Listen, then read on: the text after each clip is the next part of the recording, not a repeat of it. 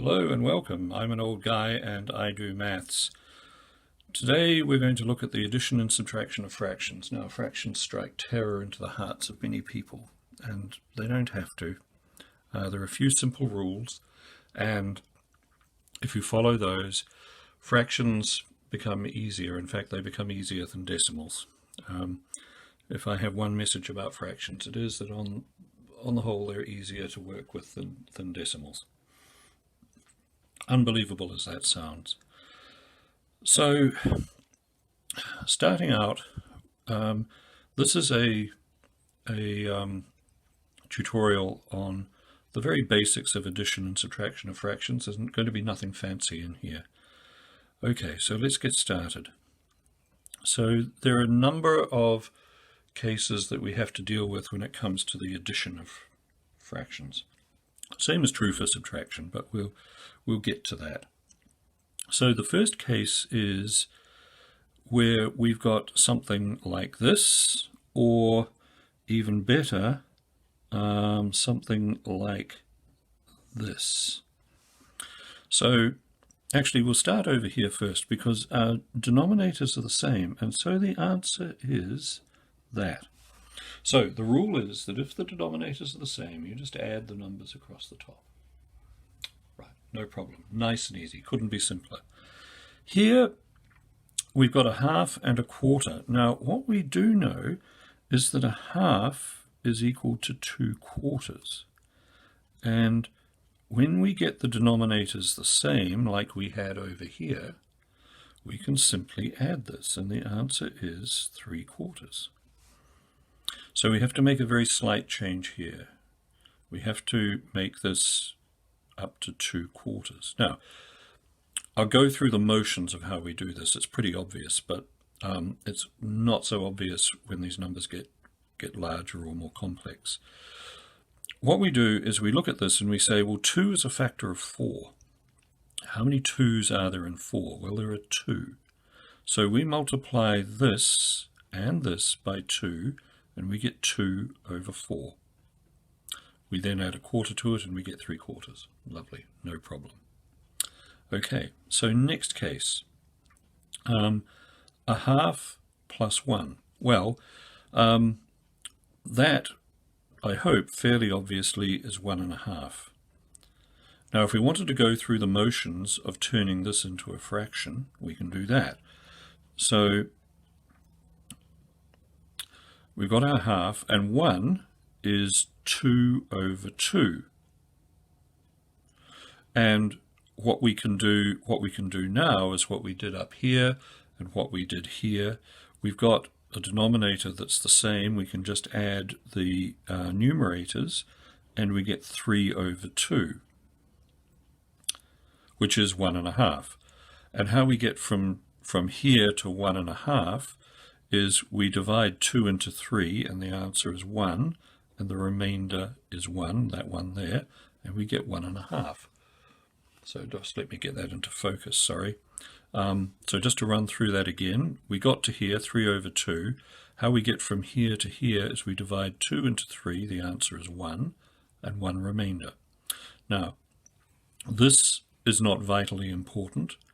There's a separate video on what are called improper fractions, which is what this thing is, because the numerator is bigger than the denominator, and mixed numerals, and how to move between them both. There's a separate video on that. Have a look at that. Don't allow yourself to get confused by this. We're just looking at the very basics here. Okay, now, last example, and this is the one where sometimes people come unstuck. A half plus a 7th. Well, 2 doesn't really go into 7 evenly, so we have to do something else. And what we do is we manufacture a new denominator. We multiply 2 by 7, and we get 14. So we multiply these two numbers, and we get 14. So, question, what did we do to the 2 to get 14? Well, we multiplied it by 7. What did we do to the 7 to get 14? We multiplied it by 2. So we multiplied this number here by 7, which means we have to multiply this number here by 7. So I'm just going to draw a line up there so you can see what I'm doing. So 7 ones are 7.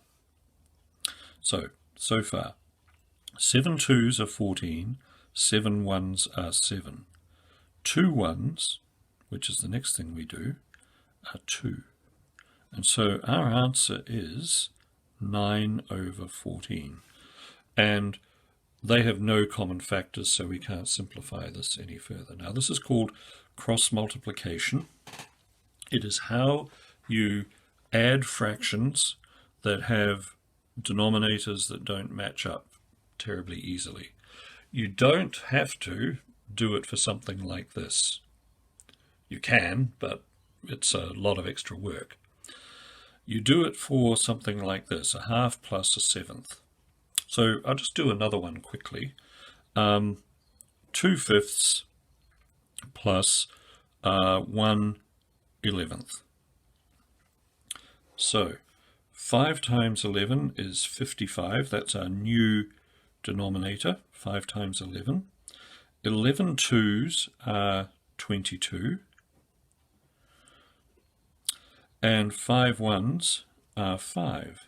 And so the answer is 27 over 55. And again, we don't have any way of simplifying this fraction. That's the answer. Okay, so that's addition.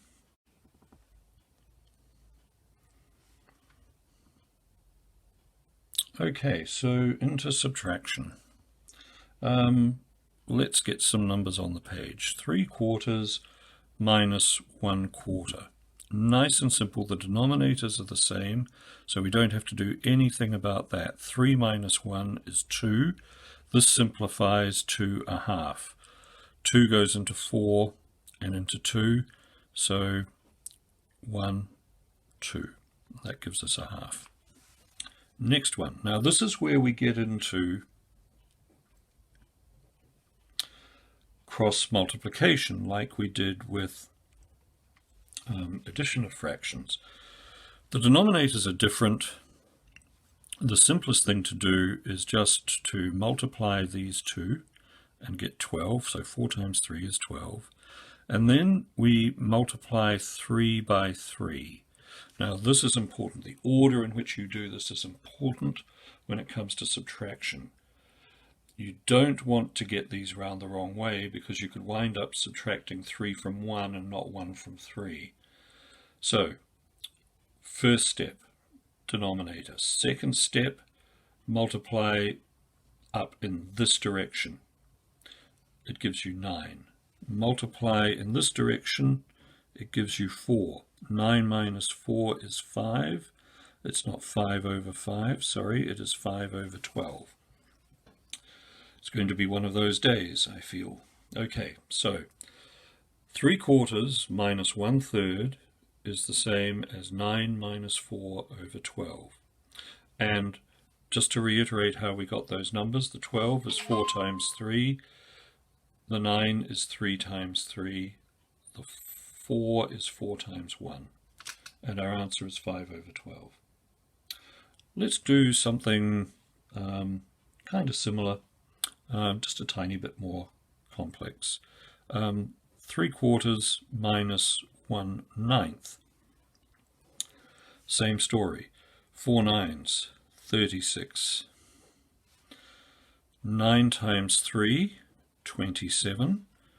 4 times 1, 4. Negative 4. We're subtracting.